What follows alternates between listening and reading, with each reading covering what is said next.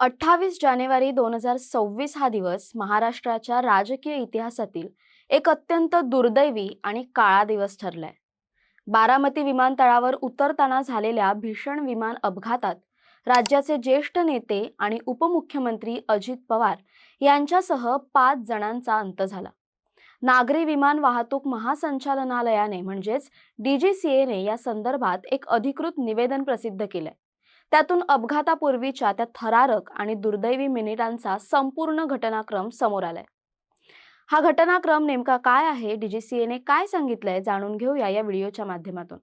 नमस्कार, मी संचारी आकेरकर आणि आपण पाहताय टाइम महाराष्ट्र. सकाळी 8:18 VISSK या विमानाने पहिल्यांदा बारामती एअर ट्रॅफिक कंट्रोल म्हणजेच ATC शी संपर्क साधला. त्यावेळी विमान बारामतीपासून 30 नॉटिकल मैल अंतरावर होतं. पुणे अप्रोच कंट्रोल कडून या विमानाला बारामतीकडे मार्गस्थ करण्यात आलं. ATCने वैमानिकांना हवामानाची माहिती देताच सांगितलं की वारा शांत आहे आणि दृश्यमानता साधारणतः 3000 मीटर आहे, ज्यामुळे व्हिज्युअल वेदर कंडिशन्समध्ये लँडिंग करणं शक्य होतं. सकाळी 8:43च्या सुमारास विमानाने रनवे 11 वर लँडिंगसाठी फायनल अप्रोच घेतला. मात्र पहिल्या प्रयत्नात वैमानिकांना धावपट्टी स्पष्ट दिसत नसल्याने त्यांनी गो अराउंड म्हणजेच विमान पुन्हा वर नेण्याचा निर्णय घेतला. ATCने विचारणा केली असता क्रूने कळवलं की सध्या रनवे दिसत नाही, दिसताच कळवू. काही सेकंदांनंतर रनवे दिसल्याचं वैमानिकांकडून सांगण्यात आलं आणि ATCने त्यांना उतरण्याची परवानगी दिली. मात्र या क्लिअरन्सला वैमानिकांकडून कोणताही प्रतिसाद मिळाला नाही. अवघ्या 1 मिनिटानंतर म्हणजे सकाळी 8:44 ATCला रनवे 11च्या थ्रेश होल्ड जवळ आगीच्या ज्वाळा दिसल्या. धक्कादायक बाब म्हणजे अपघातापूर्वी वैमानिकांकडून कोणताही मेडे कॉल किंवा आपत्कालीन संदेश देण्यात आला नव्हता असं म्हटलं जातंय. हा अपघात बारामतीतील गोजूबावी गावाजवळील विमानतळावर झाला.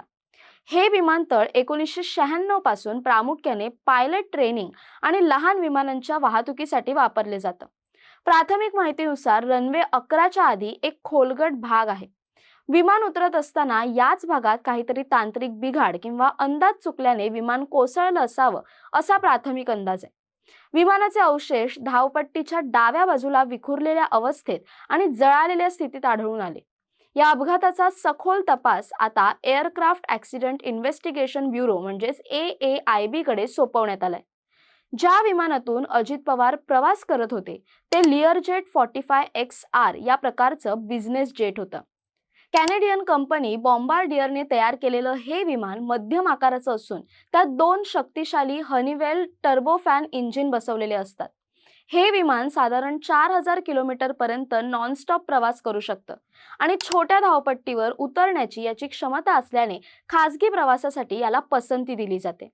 हे विमान दिल्ली स्थित VSR एव्हिएशनच्या कंपनीच्या मालकीचं होतं आणि 2010 पासून सेवेत होतं. विशेष म्हणजे याच कंपनीच्या एका विमानाला 2023 मध्ये मुंबईत अपघात झाला होता. मात्र तेव्हा सर्व प्रवाशांचे प्राण वाचले होते.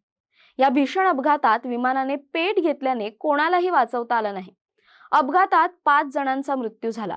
अजित पवार राज्याचे उपमुख्यमंत्री, कॅप्टन सुमित कुमार जे मुख्य वैमानिक होते, कॅप्टन शांभवी पाठक ज्या सहवैमानिक होत्या, विदीप जाधव जे अजित पवार यांचे सुरक्षा रक्षक होते आणि पिंकी माळी ज्या फ्लाईट अटेंडंट होत्या. अजित पवार यांच्या निधनानंतर संपूर्ण महाराष्ट्रात शोककळा पसरली. मुख्यमंत्री देवेंद्र फडणवीस यांनी राज्यात 3 दिवसांचा शासकीय दुखवटा जाहीर केलाय. आज गुरुवारी शासकीय सुट्टी जाहीर करण्यात आली. राष्ट्रवादी काँग्रेसचे अध्यक्ष शरद पवार यांच्यासह अनेक दिग्गज नेते बारामतीमध्ये आहेत. अजित पवार यांचं पार्थिव बारामती येथील विद्या प्रतिष्ठान येथे ठेवण्यात आलंय आणि थोड्याच वेळात त्यांच्यावर अंत्यसंस्कार होणार आहेत. यासाठी पंतप्रधान नरेंद्र मोदी आणि केंद्रीय गृहमंत्री अमित शहा हे देखील उपस्थित आहेत.